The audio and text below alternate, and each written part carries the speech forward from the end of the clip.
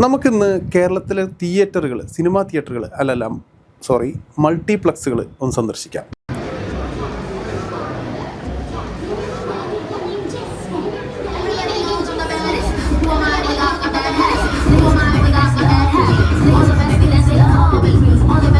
കലിപ്പ് തീരണില്ലല്ലേ.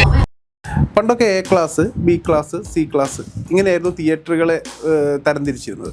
അതൊക്കെ പോയി ഇപ്പോൾ മൾട്ടിപ്ലക്സുകളാണ്.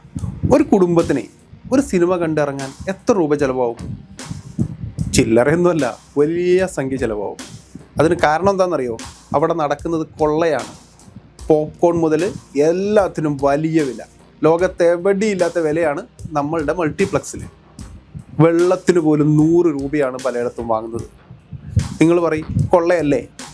കഴിഞ്ഞ ദിവസം പ്രതിച്ഛായ എന്ന് പറഞ്ഞ സിനിമ കാണാൻ വേണ്ടിയിട്ട് കോഴിക്കോട് ഗോകുലം മാളിലെ സിനിപോളിസിൽ ഞാനും സുഹൃത്ത് ജിതേഷും കൂടെ പോവുകയുണ്ടായി. അങ്ങനെ സിനിമയ്ക്ക് പോയി. സിനിമ തുടങ്ങുന്നതിന് മുന്നേ തന്നെ ഒരുപാട് പരസ്യങ്ങൾ. അതുപോട്ടെ, അവസാനം സിനിമ തുടങ്ങി ഇങ്ങനെ മുന്നോട്ട് പോവാ. ഇൻ്റർവെല്ലായി. ഇൻ്റർവെല്ല് കഴിഞ്ഞിട്ട് പിന്നീട് അങ്ങോട്ട് പരസ്യത്തിൻ്റെ മഴയാണ്.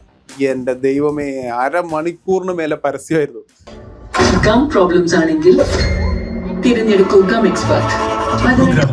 പഞ്ചനക്ഷത്ര സൗകര്യമുള്ള കോളേജിൽ ഗം പ്രോബ്ലംസ് ആണെങ്കിൽ തിരഞ്ഞെടുക്കൂ ഗം എക്സ്പെർട്ട്. അവസാനം ജനങ്ങൾ എഴുന്നേറ്റ് നിന്ന് കൂക്കാൻ തുടങ്ങി. ജനങ്ങൾ പറഞ്ഞ് ഒന്ന് നിർത്തടാ പരസ്യം എന്നൊക്കെ പറഞ്ഞ് കൂവി വിളിക്കാൻ തുടങ്ങി. എന്നിട്ടും നിർത്തുന്നില്ല. ഇതങ്ങനെ തുടർച്ചയായിട്ട് ഇട്ടുകൊണ്ടിരിക്കുക. എന്തൊരു കഥയാണെന്നറിയാവോ? നമ്മൾ കണ്ടുകൊണ്ടിരിക്കുന്ന സിനിമ, അതിൻ്റെ കഥ, ഇതൊക്കെ നമ്മളെ മനസ്സിൽ നിന്ന് തന്നെ മാഞ്ഞു പോകും. നമ്മളെ മനസ്സിൽ പിന്നെ ഈ പരസ്യങ്ങൾ മാത്രമായിരിക്കും. ആദ്യം മുതൽക്ക് ഏതോ ഒരു സിനിമ കണ്ടു തുടങ്ങുന്ന പോലെയാണ് ഇൻ്റർവെല്ലിന് ശേഷം നമ്മൾ തുടങ്ങുന്നത്. നമ്മളെ കയ്യിൽ നിന്നും പൈസ വാങ്ങി, അതും ചെറിയ പൈസ ഒന്നുമല്ല, മൾട്ടിപ്ലക്സിലൊക്കെ എന്താ ചാർജ് ടിക്കറ്റിന്, അത് വാങ്ങിച്ചിട്ട് നമ്മളെ ഇങ്ങനെ ഉപദ്രവിക്കുക. ആര് ചോദിക്കാൻ, ആര് പറയാൻ? നമ്മളൊരു സിനിമയ്ക്ക് പോകുമ്പോൾ പല കണക്കൂട്ടലുകളും നടത്തിയിട്ടാണ് ഒരു സിനിമയ്ക്ക് പോകുന്നത്. ഇത്ര 2.5 മണിക്കൂർ സിനിമ, ഇനിയിപ്പോൾ കുറച്ച് സമയം ഇൻ്റർവെല്ല് 2.25 മണിക്കൂർ, അത് കഴിഞ്ഞാൽ നമുക്ക് ഇത്ര സമയമാകുമ്പോഴേക്കും നമുക്ക് വീട്ടിലെത്താം എന്നൊക്കെ പറഞ്ഞ് ഓരോ കണക്കൂട്ടലിലാണ് അവിടെ വരുന്ന ഓരോ ജനത്തിനുള്ളത്. ജനങ്ങളെ സമയത്തിനൊന്നും ഒരു വിലയുമില്ല. ഇവർക്ക് തോന്നുന്ന പോലെയാണ് കാര്യങ്ങൾ. 1/2 മണിക്കൂറും 3/4 മണിക്കൂറും പരസ്യങ്ങൾ കൊണ്ട് കുത്തി നിറച്ച് ജനങ്ങൾ അവിടെ കൊണ്ടേ ഇരുത്തി അവരുടെ സമയം നഷ്ടപ്പെടുത്തുക. അവരുടെ കയ്യിൽ നിന്ന് പൈസയും വാങ്ങുക.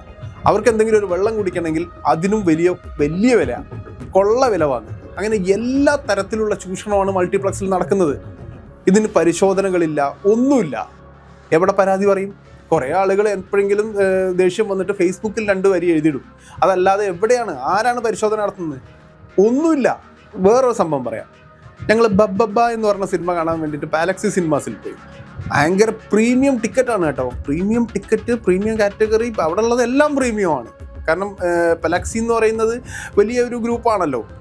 അവിടെ ചെന്നു, തിയേറ്ററിലിരുന്നു, സീറ്റിലിരുന്ന് വെറുതെ നോക്കുന്ന സമയത്ത് തട്ടി നോക്കുമ്പോൾ നിങ്ങൾ ആ വിഷ്വലൊന്ന് കണ്ടു നോക്കി, എന്നിട്ട് പറയാം ബാക്കി.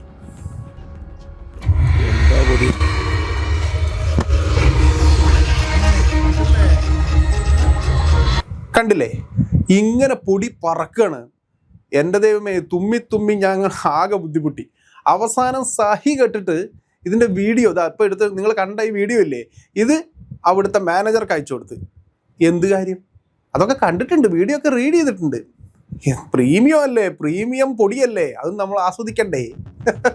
പിന്നെ വേറൊരു കലാപരിപാടി ഉണ്ട്.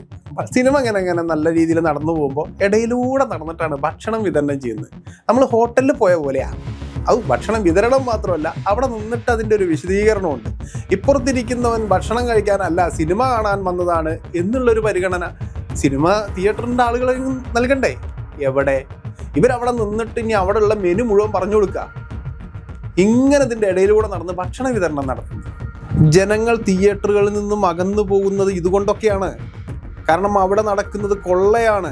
അപ്പോൾ അതുകൊണ്ട് തന്നെ ജനങ്ങൾ കുടുംബമായിട്ട് തിയേറ്ററുകളിൽ എത്താൻ മടിക്കും. അതിന് നിങ്ങൾ വേറെ പല കുറ്റങ്ങളും കണ്ടെത്തിയിട്ടും പറഞ്ഞിട്ടും ഒരു കാര്യമില്ല. നിങ്ങൾ ജനങ്ങൾക്ക് സൗഹൃദമാകുന്ന രീതിയിലേക്ക് കാര്യങ്ങൾ ചെയ്യൂ. ആളുകൾ തിയേറ്ററുകളിലേക്ക് എത്തും. കേരളത്തിൽ അധികവും സാധാരണക്കാരാണ്.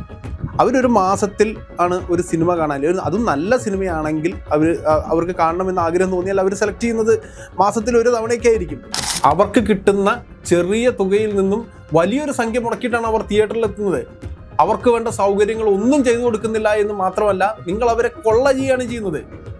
എന്നിട്ട് നിങ്ങൾ തന്നെ പറയുന്നു ജനങ്ങൾ തിയേറ്ററിലേക്ക് എത്തുന്നില്ല എന്ന്. ജനങ്ങൾ തിയേറ്ററുകളിലേക്ക് എത്തണം എന്നുണ്ടെങ്കിൽ അവർക്ക് വേണ്ട സൗകര്യങ്ങൾ ചെയ്തു കൊടുക്കുക. എന്നിട്ട് പറ.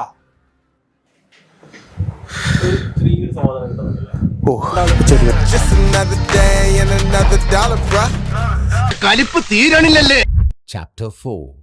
A chapter with endless stories.